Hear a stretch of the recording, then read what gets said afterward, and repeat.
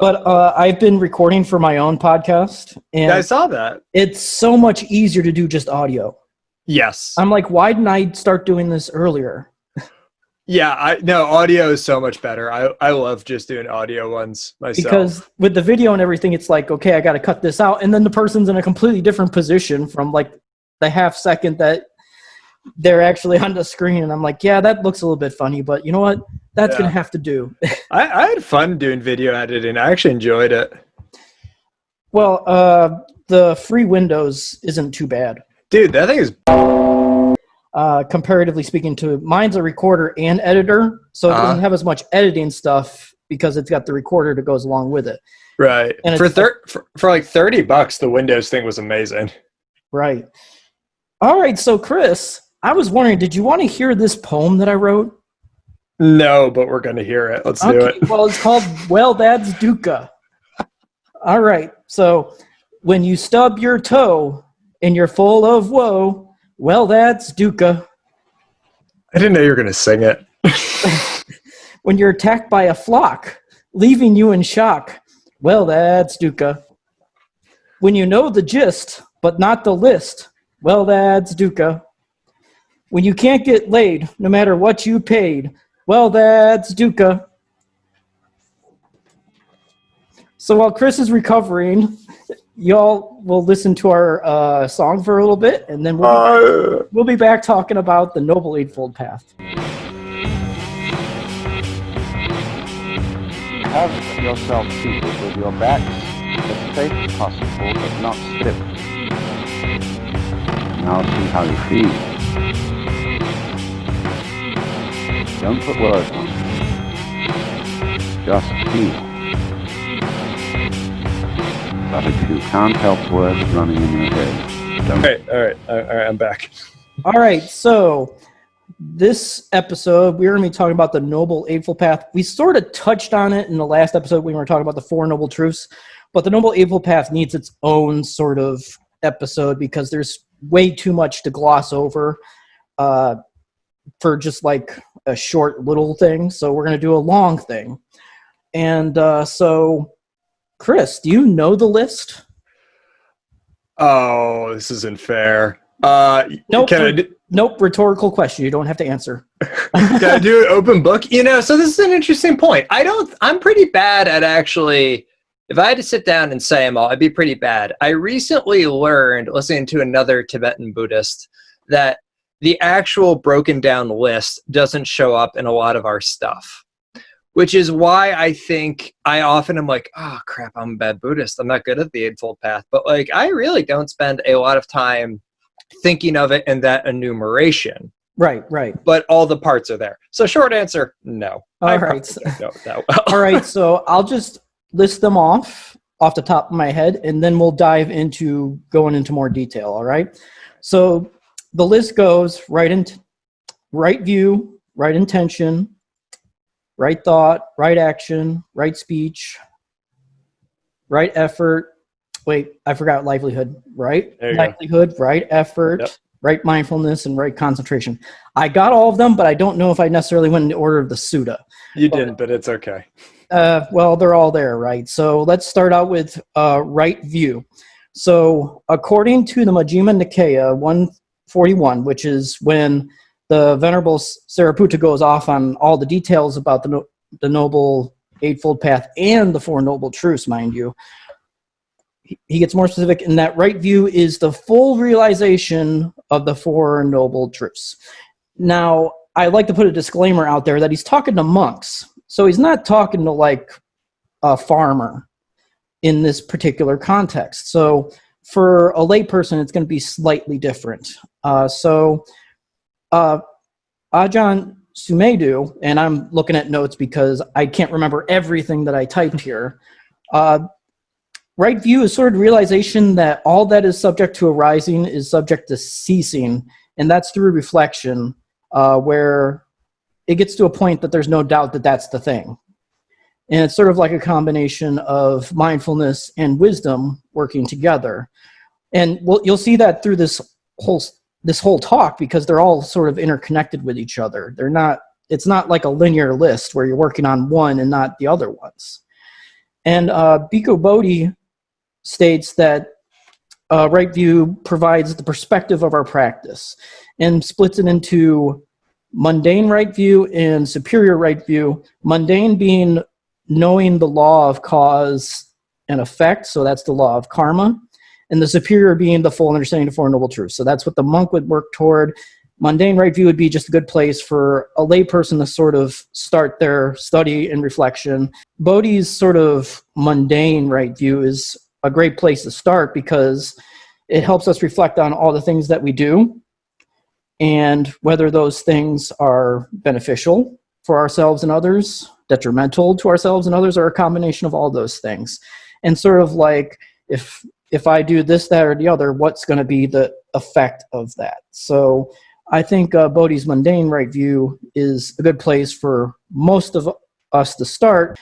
So do you have anything to add about right view, Chris, from a more woo-woo perspective? Yeah. So one thing I'd say in general, as we're going through these, a good thing to think about is that the doing of the thing or the understanding of the spoke of the Eightfold Path that we're talking about will lead to kind of like a deeper realization and understanding of how things really are. The failure to do so leads to the dukkha suffering thing. Mm-hmm. The right view one, for me, the big one that I think a lot of people can start with as well in lay practice is the impermanence. That all things are subject to composition and then decomposition. Mm-hmm. That is a thing we all experience, that we all question. And it is also the one, I think, that our brain tricks us not to listen to the most. Mm. You know, that's the thing that I think we often get caught up in, is going like, oh no, this is the thing that's going to last. And I think that is it is the easiest, grossest place to start, but it's also one of the harder ones to wrap your mind around. So it's a good one to kind of think about. Yeah, I completely understand that because, you know, even as someone that practices Buddhism, when something breaks or doesn't work right or something, I get really frustrated and angry at it. And I'm like, you are aware that you're angry at an inanimate object. It's one of those things where it's like, I got to stop and reflect on that before I react. Yeah. Yeah. And so I think that's that's an easy one for us to kind of also kind of center our thinking around for right view. So that's all I've got for that. Right. So, next is right intention. There are different translations of these things, so you might see something else like right aspiration is another one that I've seen. Yeah. And sort of like what's the word that I'm looking for here? Well, I guess the more clinical way to look at it, because Theravada is very picky about lists and everything, is that the list is the intention of renunciation, non-ill will, and non-cruelty. Once again, the Venerable Sariputta is talking to monks on this. However, I think we can look at this from a layperson's perspective and still see some things that we can incorporate into our own practice. And the Ajahn Sumedho sort of describes right intention as a desire coming from wisdom and not ignorance, because we're aspiring to the ultimate reality of seeing things as they really are. And it works in cooperation with right view. These two tied together sort of make up the wisdom aspect of the Noble Eightfold Path. And Bhikkhu Bodhi sort of summarize it by saying that it provides direction. Right intention provides direction of the practice and provides us the antidotes to those two things like ill will and harmfulness and aversion and cruelty, and I'm sure the list goes on and on. And sort of one of the things that I do whenever I take the time to think about what I'm doing is I use my mindfulness and then I pause and I ask, what is my intention here? So, for example, Chris, lately I've been delving into the online dating scene. Nice. And I've actually been forking out the money for that way I can do more things. And sometimes I get on and my intention is I'm just getting on to get on. You know, no real reason other than that.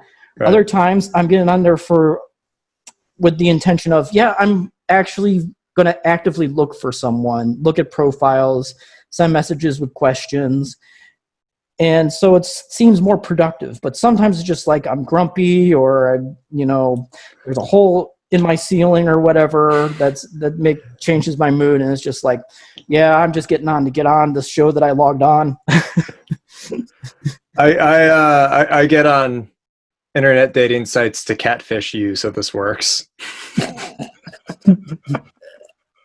I'm gonna find you on Tinder, buddy. Yeah, I mean, so you're exactly right there. I think so. Intention in Tibetan practice, all of our liturgy starts and ends with intention. We talk about why we're showing up to meditate and pray, why we meditated and prayed. In the morning, if you think about it, often we do prayers and prostrations and things like that. And that is a way of ritually and bodily bringing things back to intention.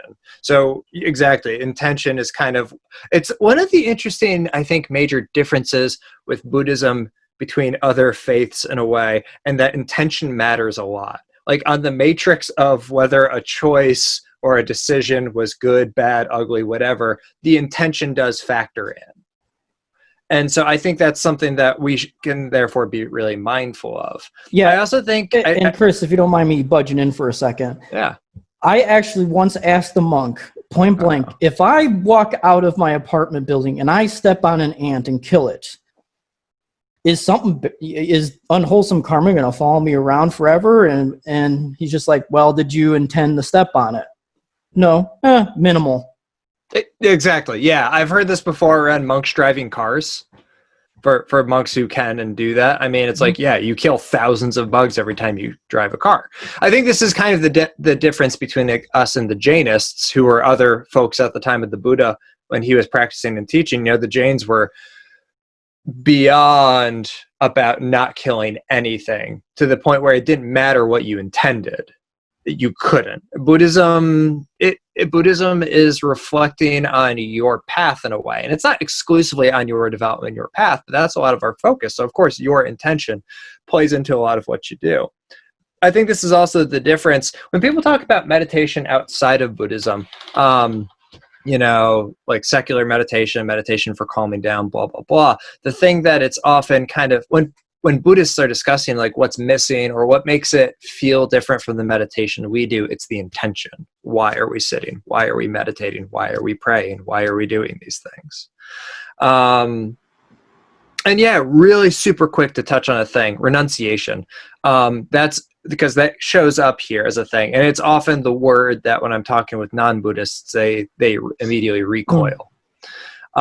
Because I think when we think of renunciation, we think of like solemnly giving up everything you love, which, maybe for monks, it's closer to that. The way I think of renunciation is that in choosing a thing to grow, and any choice you make, you will be giving up another opportunity, good or bad. That's just how choices work. You can't open both doors at the same time. And so I think for us, renunciation is kind of the like negative way of being mindful of, okay, if I'm giving up this, what am I gaining? We could also swing this as like, if I'm gaining this, it will entail giving up this. Sobriety gives you, lucidity. It gives you kind of like, I don't know, it's healthier. It's all these things.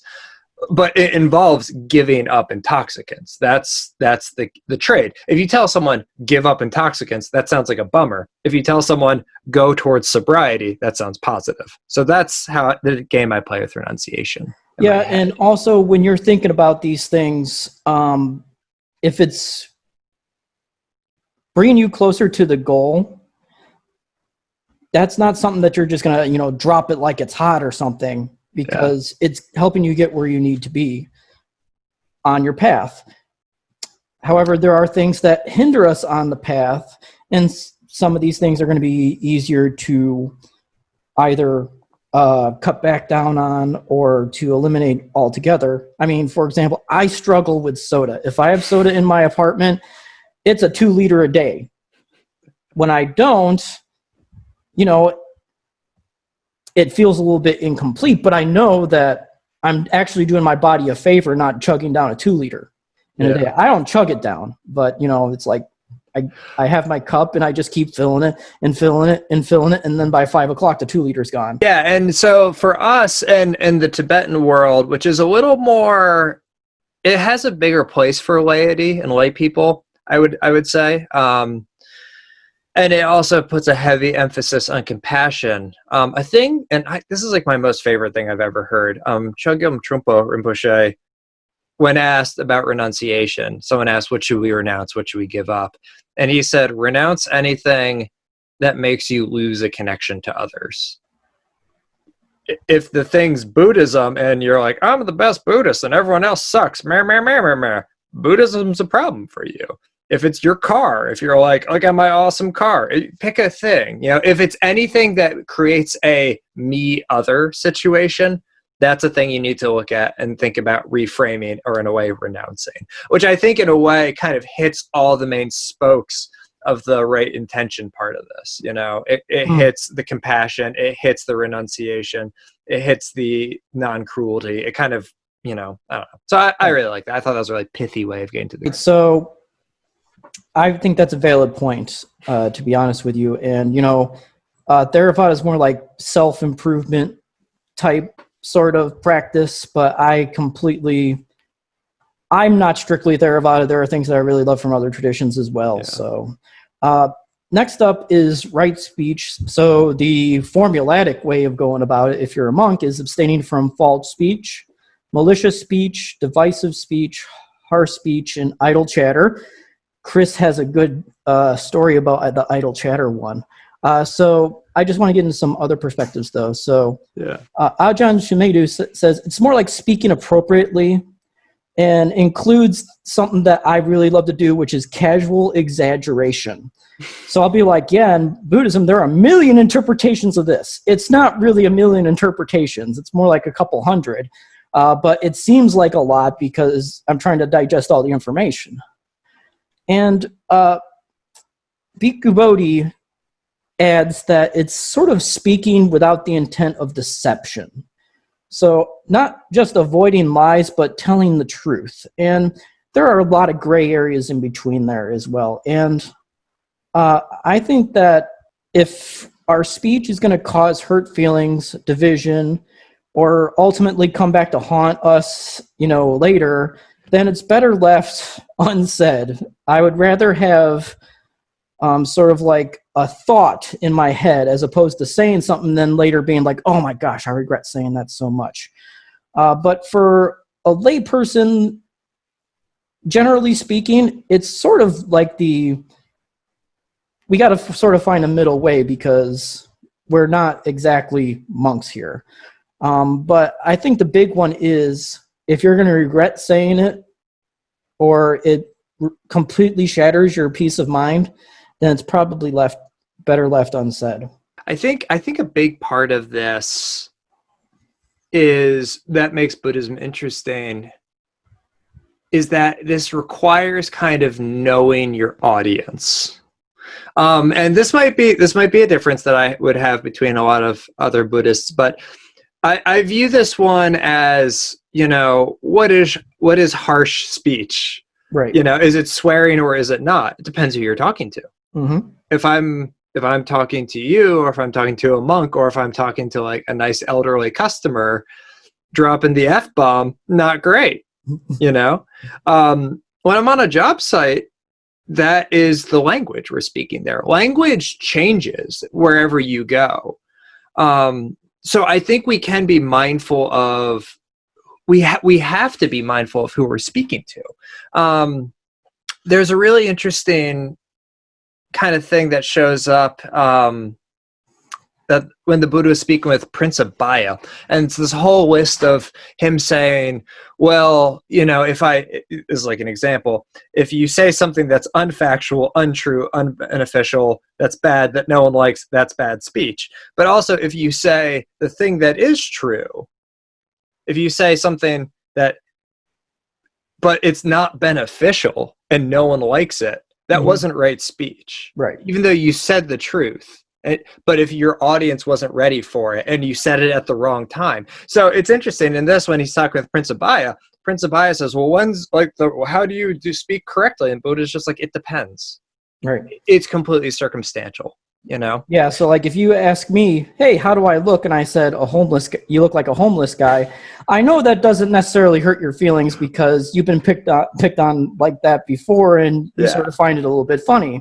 Right. But if it's some random person on the street and they ask and I say that, I might be running for my life. But I think you've got a point there too, that like one of the key things we could pay attention to was, am I going to regret what I said if I play the loop back? Anyone who's worked in customer service can tell you, you can be as calm, nice, blah, blah, blah as you want. It will not control how the other person feels about it. You could do oh, thank you, ma'am. I appreciate your business, blah, blah, blah. I do this daily. I have to speak very politely to people who are yelling at me. My reflection in that moment isn't like, oh no, I did wrong speech. They're mad. It's, okay, I watched my speech. I don't regret what I said. I can't control it from there. Right. You'd be surprised how often that actually applies to 5 and 6-year-olds as well. Sometimes no matter how calm you are or what you say or whatever, they're just bound and determined that they're angry and they're going to stay angry until they don't want to be angry anymore. Yeah. And the big one, though, I think that it comes back to that I often hear is divisive. Divisive is one of the ones that I think we often forget about. And that's, I think, the big criteria for our speech is, are we trying to divide as we speak? Are we dividing others from ourselves? Are we dividing two people from each other? If you're talking with a colleague about another colleague and it's like their skill level matters in the discussion, and you go, he sucks at that. That's not divisive. If you just go up to a colleague and go, Bill sucks at that, you are dividing him from Bill for no reason. Right. It's in the intention. Also, idle chatter, I used to be really strict about that, extremely strict about that. And I've sort of relaxed as I've been practicing, because I'm like, you're a lay person. You don't have to sit in meditation, which is considered noble silence. And it's like, dude, chill out. But you do have an instance where I was really tight about that. Well, so when we first did ICBC, the Buddhist Community Ithaca College, we would do these get to know meditation, intro to meditation kind of things before services. And then I'd sit with everyone and I'd, who are you? Why are you here? What are you studying? Where are you from? How was your day? What's your favorite dining hall? Blah, blah, blah. Normal BS talk. And I remember after one of them, you came up to me and were like, you're engaging in a lot of idle chatter. And I was like, man, screw you. Which, was divisive on my part. But for me, it went back to what was my audience. When I'm asking these people these questions, am I just filling space and void? Am I doing it to hear myself speak? Or am I trying to say to them, I want to know who you are so we can share with each other, Right. And so that was a fundamental difference in how we viewed those things. Right. And actually, that's actually very productive because you're establishing a rapport with someone. So it's not really idle chatter. I think I was just being like uptight, monkish type thing. Yes! All these years later, I got validation and it's being recorded. Oh, well... Better than that probably makes you feel better than my poem. It does. All right, so let's head to right action. So this is very much like speech, except it's with the body. Oh, hold on. Right speech also can include what you write. So that's something else that we should be very cautious about. And especially now online, when we have social media and we feel like we can type anything we want to anyone and have no repercussions for that, I got some news for you. Karma's coming for you. Right action, according to the Sutta, is abstaining from intentional killing of living beings, taking what is not freely given, and misconduct with sensual pleasures. Some just say sexual conduct, but in this particular situation, it said sensual pleasures because we're talking with monks. That's who the Venerable is addressing. And Ajahn Sumedho just sort of says, yeah, this is tied to right view. So, go back to point 1, basically. And Bhikkhu Bodhis just adds that it's refraining from unwholesome deeds done by the body, and the degree of the effect is sort of what is done with the cause. So it's influenced by the object, the motive, and the effort. So for example, if I shatter my laptop because I'm angry at it, that's a relatively unimportant object, to be honest with you. I would look at my motive, it was anger. So that's a high degree right there. And the effort to smash up a laptop probably isn't very much.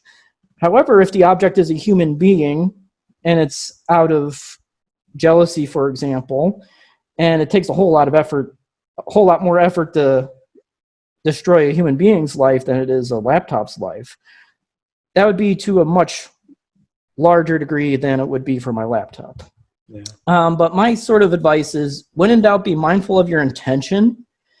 Or if it's not a choice you have to make right away, ask someone else if there is time for that. So it all goes back to that sort of right intention thing, or what is your motive for doing it? And I think a lot of people, I love this one, right action. I think a lot of people view ethics as this kind of like side part of Buddhism that's not that important in the West. People often kind of get this idea that it's like, no, if I meditate and I realize the ultimate reality of all those things, ethical concerns are just this mundane blah, blah, blah thing that's not important. And that's not true. Buddhism is so interesting in that it talks about kind of moving beyond the world in a way, in certain ways, but it never once says like, and that means that it doesn't matter what you do. What you do every day still matters, no matter what. Right. And Chris, just to sort of tie everything together, remember that all these factors that we're talking about are interlinked with each other.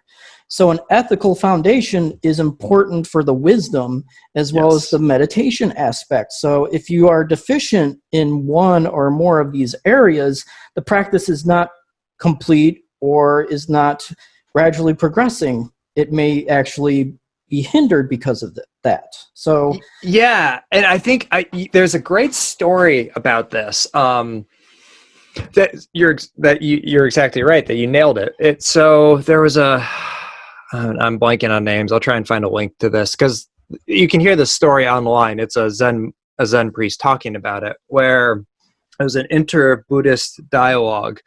It was a group of Zen priests talking with His Holiness Dalai Lama.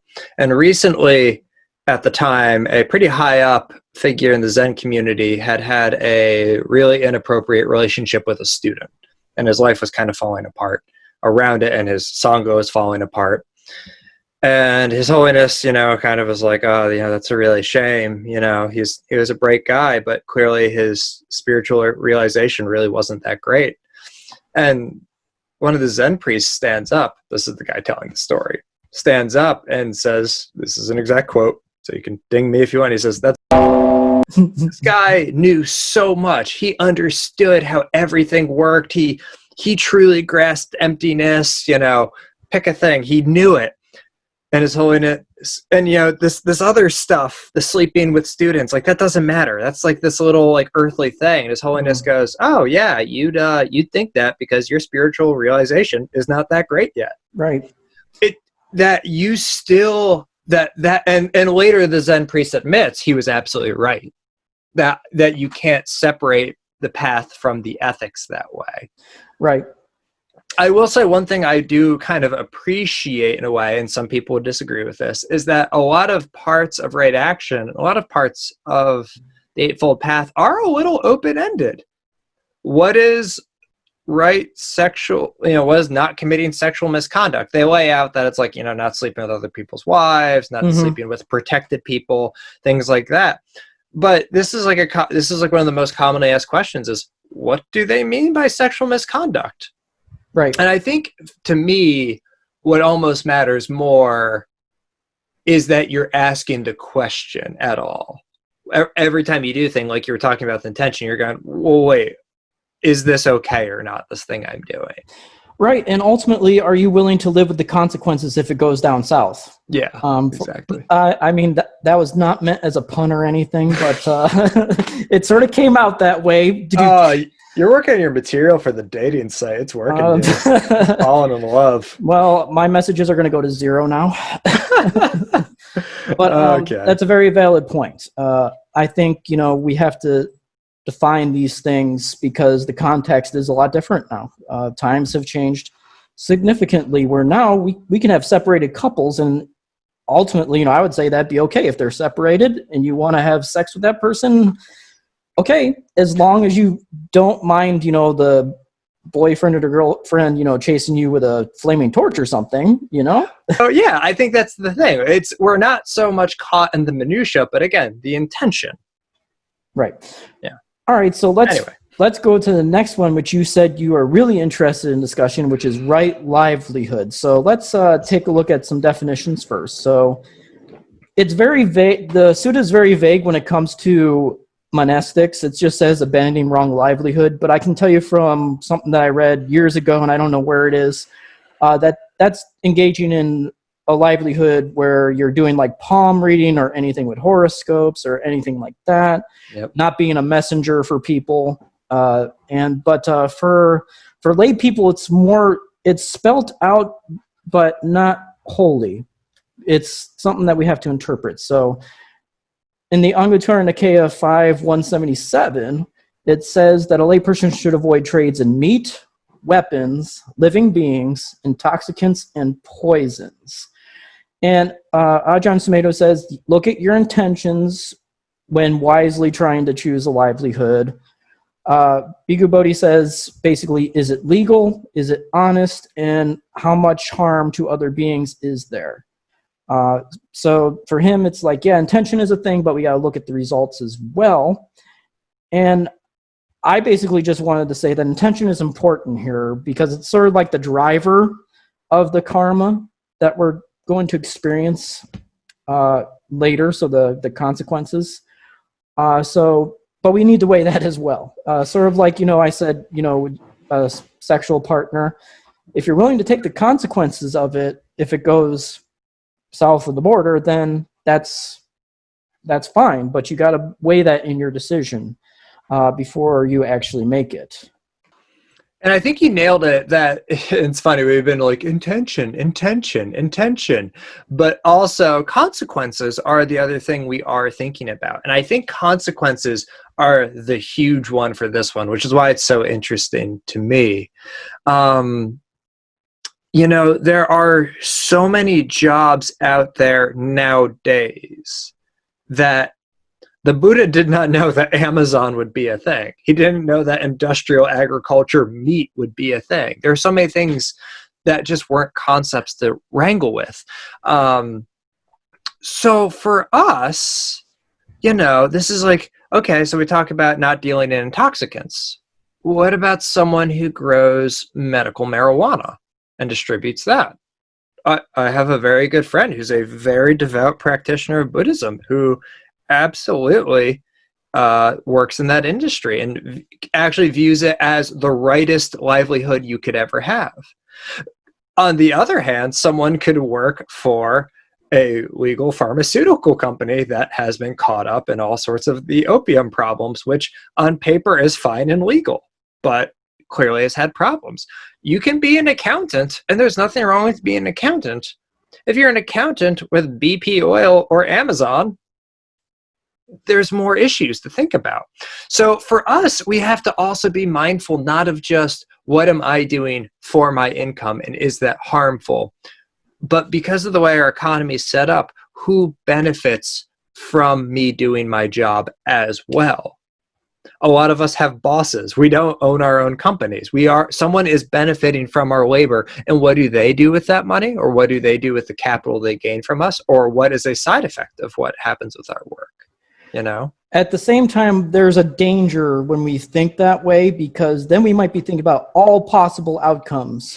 So when I was talking to Chris the last time we recorded, I told him we sort of have the Will Hunting issue if we think that way, because in the movie, Good Will Hunting is the name of the movie, he thinks, what if I take this position and they use my device for a means of like exploding, blowing up oil fields or something like that. I don't think that was the example that he used in the movie, but just sort of an offshoot of it. And so, yes, we do have to think about the consequences. And then, of course, we have the other side where it's like, what's my intention when I'm taking this, though? Obviously, if you have children that need to be fed and everything, that's going to make the decision a lot more difficult, because you have to think about your family's well-being along with the consequences of you taking a certain occupation. And I think you mentioned that there's like a vegan chef that but if you really look at where all the things are coming from when they're making, before they even make anything, you might think, well, is that really right livelihood? Right. I have a friend who is a really good sought after vegan chef, and she got a job with some natural homeopathic woo-woo, I don't understand, but like a retreat kind of space. And it turns out they were really engaged in a lot of racism and racist rhetoric and support. They actually used a lot of overseas unfair labor to produce things. They did a lot of manipulative, awful things. And on paper, vegan chefs as right livelihood as you can get. I had another friend who developed safety systems for airplanes, but those safety systems were also then used in predator drones. It's and Kevin's right. You can't get in the weeds too much, I think, on it. You shouldn't drive yourself nuts. But on the other hand, I think when we contemplate this stuff, we at least become aware of it, and we become aware of if we need to make a change or how we should be doing our job or doing it differently at all. So in my own company, I'm an electrician. We're very aware that our work happens because of copper mining, which is environmentally one of the worst things that happens in the planet. Now we're weighing that with people need lights, people need electricity, but it causes this harm. But what that does cause us to do is be really conservative about our usage of materials and about being really proactive about recycling. So by being aware of the damage we're causing, we can at least work towards mitigating that damage. Right. Well said. So the next one on the list is right effort. And just to summarize what the Sutta says about it, it's prevention of unwholesome states from arising, eliminating unwholesome states that have arisen, very gently, mind you, encouraging wholesome states that have not yet arisen, and then increasing continuance of wholesome states that have arisen. So basically anything that sort of contributes toward peace of mind for yourself and others, engage in that with energy, and the actions that are opposite that, try to avoid those if you can. And Ajahn Sumedho says this is the part of the heart of the matter. It's not necessarily just a brain thing, it's a heart thing. So for me, that means the emotional side of your brain, but, and Bhikkhu Bodhi sort of says it provides the energy for practice and remedies some of the things that sort of get in the way. So, for example, ill will is sort of like an unwholesome state. So if we exert energy so that either ill will dissipates or does not arise at all, that's considered a right effort. So my basic question is, when we're thinking about this, are my efforts assisting me to become better as a person, or are my efforts contributing to decline? And that's not just, as a person, but also on my path. Is it really assisting me, or is it hindering me from my goal? Yeah. And I think this is a really tough one for Americans, especially Americans, probably a lot of Westerners, but especially Americans, to navigate. In our culture, historically, we've kind of been pretty doom and gloom and pretty much said, you should feel shame for almost everything you've ever done. That's in a lot of our Western religion, and I think it's something we've really kind of kind of internalized. And I think that's hurt a lot of our self-esteem. On the other hand, I think nowadays, reactively, there is a lot of the like, I am perfect as I am, I can do no wrong, listen to my inner goddess and everything's great. It's like that Marilyn Monroe, but maybe not Marilyn Monroe. If you can't handle me at my worst, you don't get me at my best, like that whole thing. Buddhism is trying to do the middle way, which, like, oh my gosh, the returning theme. Buddhism is saying, look clearly at when you have done something that doesn't line up with these other things we're talking about, when you have hurt people, when you have done wrong, but also when you do something well, reflect and go, I did that right. It's okay. You know, it's not pride as in like, I'm the best, but it's like, no, I did that correctly. In our own practice in Tibetan liturgy, we often start out with kind of a confessional. And the confession isn't like you go to a monk and say like, I did this and it was terrible. And he's like, okay, well then do this. It's like what, as we're sitting and praying together, like we say, like, I confess the things I have done wrong. You don't say what those are, but that's a moment for us to reflect and to go, what did I do right this week? What did I do wrong this week? You know? Right. And also when you're reflecting on that, how can I continue to do those type of things? You know, if there's a situation where I can do something similar, how can I continue to do that? And it's sort of like lessons learned the hard way when it's something that is detrimental. It's like, okay, this happened. How can we prevent that from happening again if something similar occurs? So maybe you got a little hot-headed at someone, you know, when you were out.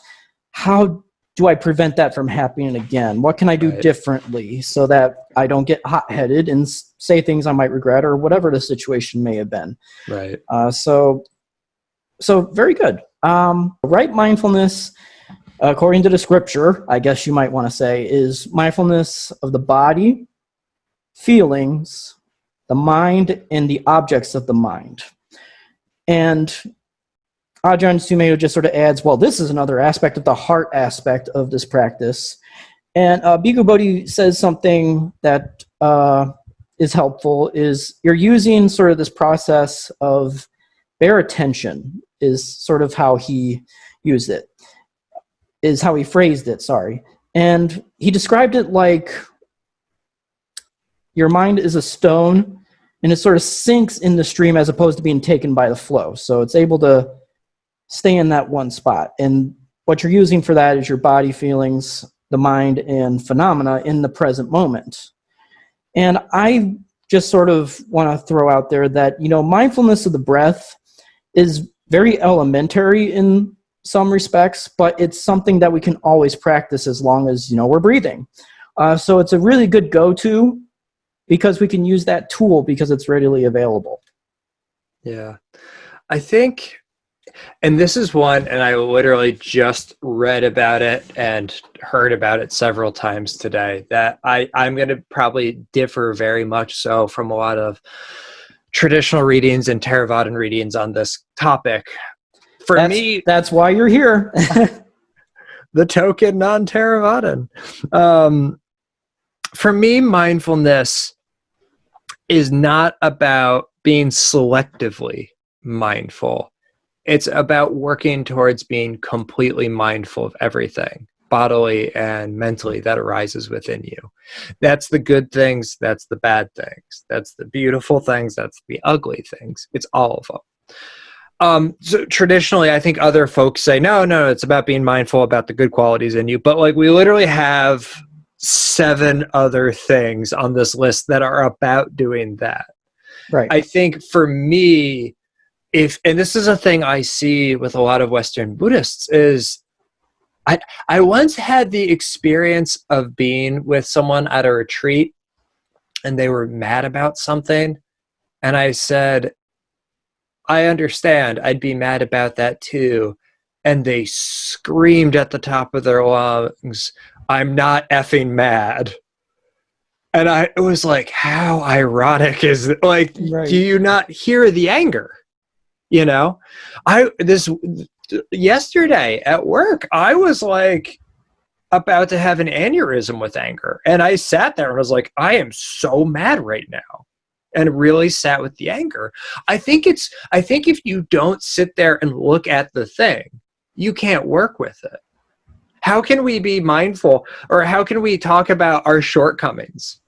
Or, you know, how can we just reflect on anything we've done and everything we need to work on if we're not actually looking at it for what it is? Right. And I think that goes back to right effort too, where it's like something undesirable happens. And it's like, if you're not mindful at that moment in time, you're not going to know how to resolve that issue. And so it would be almost counterproductive to say, oh, we'll only focus on the good things, because dukkha, it's happening even right now. And we need to be mindful of that so that we don't overreact to it and let it invade and ninja our minds. Yeah, and I'm not saying to do the whole like, don't think about it, just sit there and experience the thing. Like, I'm not doing the anti-intellectual thing. What I'm saying is that when the thing happens, whatever it is, take like a breath, a moment to really just be like, there you are, look at that. And then go, well, okay, I'm really mad right now. What do I have to do to bring this back? Why did I get mad? Where did I misunderstand the impermanence of this situation? All the other things on the list. We can go back to that then. But first, catch it and sit with it for just a second. Right. So last on our list is right concentration. So scripturally speaking, that's the achievement of the first, second, third, and fourth jhanas, which are higher meditative states, which both Sumedho and Bodhi describe as states that you reach through serenity meditation. So that might be like a mindfulness of the breath type thing. And then insight meditation into phenomena, which would be like impermanence, which is actually really good because all phenomena that are created are impermanent. So that's sort of relevant. And, you know, like for serenity meditation, the object can be pretty much anything. And it can vary from like a small circle of dirt called a kasina to just for me, sometimes I just reflect on the qualities of the Buddha, and that sort of helps me calm down in certain situations. Not every situation, but most. And these stages of meditation and calm and all that have certain characteristics go along with them. I just would say, you know, as a lay person, you're not even worried about the stages in anything. We just sort of start with that meditation on the breath or the body to sort of get our focus on. And then, you know, if the mind strays and wanders, gently try and bring it back and sort of just work on that. And, you know, if you get really well at that, you have something that's called like access, blah, blah, blah. And it's pretty close to what the actual thing is when you're a monk. But I say don't worry about that. That will eventually come into play at some point, but just have a solid foundational practice. Yeah. And I like that we're ending on the thing that I'm the worst at. This is the topic where I have like no familiarity. I like never think of the jhanas, or like this is one like when I even forgot what we're talking about. When right concentration comes up, how good is my concentration? When right concentration comes up, I never really know how to answer and talk about it. But I would say this. I think it's important that when we are meditating and when we have the cool feelings that come with meditation, that we don't get distracted by them and think that they're the point. Really cool physical sensations happen when you meditate. Sometimes really weird, trippy, big, tingly experiences happen. Some people think that's the reason we're meditating, and that's not. That's go back, right? Intention. There's a reason why we're doing this. So I think it's fine if we're using those things as like being like, okay, this is what's happening. This is where I'm at right now. I think it's important that we don't get distracted by those things, you know? Right. And even in a lot of the Theravada discourses, the Buddha will say, well, don't be content just because you reach the first jhana. Mhm. There's still plenty of work that needs to be done. So use that as a stepping stone to the next step. One of my favorite stories, that I've often heard as an example. I don't think it's a real story. It's like one of those just Buddhist stories, like a modern Buddhist parable. But the student comes to the teacher and he's like, "I try and meditate, but my mind's all distracted and it's angry and it's loud, and meditation's so hard." And the teacher goes, "Don't worry, that'll pass." The student goes, "Okay, great." And then he comes back months later and goes, "Master, like, when I sit and I meditate, just perfect clarity, complete oneness with the universe, utter calm." And the master goes, "Oh, good. Yeah. Don't worry. That'll pass." Exactly like you just said. You reach this stage. That doesn't mean we get to just stop. Absolutely. So just because I get calm doesn't mean that I should just stop. Yeah. All right. So sort of some ending side notes. Ajahn Sumedho sort of has an interesting perspective on American society that I thought I would share. And he says that American society ... expects you to act mature, but not be mature. And he was talking about that when it comes to meditation, right? Effort, mindfulness, and concentration, sort of like the meditative aspect. So let's just go to my point because it's less controversial. I find that the Eightfold Path is like any other teaching when it comes to Buddhism. We should examine it, try it out, and reflect on it to determine if it's helpful in our spiritual quest or not. So like renunciation, if you don't think that's going to be helpful for you, there's nothing in the literature that says that a layperson needs to give up anything if they don't want to. But the ultimate goal may not be something we can know and realize right away. But at least through our study and practice and reflection, we can determine whether that path is helpful to our goals or a hindrance to our goals. Yeah, and I'd say for me, the Eightfold Path is this fantastic framework as like a reference point for the questions we should be asking in our practice. I don't know if you really dug into it at all the stages. It's an exact do this, don't do this kind of thing.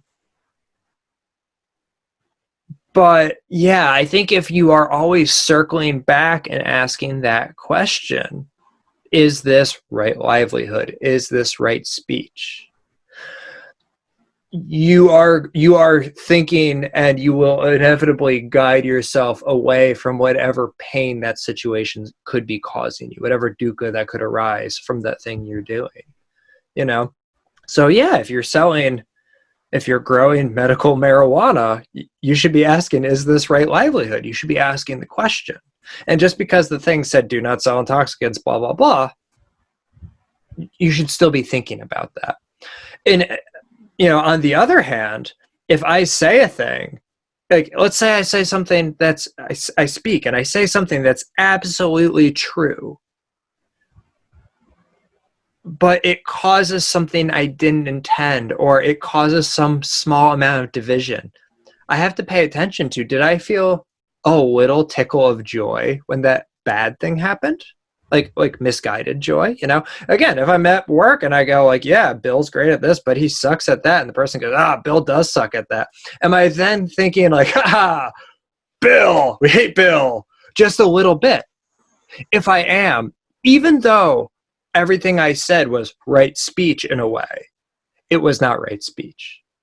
So in that way, I think if we're always asking those questions, if we're always circling back to these things and just checking them as a reference point, I think you're going to walk away from it better and moving away from dukkha, almost no matter what. All right, so that concludes this episode on the Noble Eightfold Path. And so in the next episode, Chris and I thought it'd be really interesting to talk about whether Buddhism is a religion or not, and whether it really needs to be a religion. So this is Kevin checking out. This is Chris Accardo saying thank you for joining us. And join us next time for another episode of the Super Dharma Bros. Take care, everyone. Yeah, bye, everyone.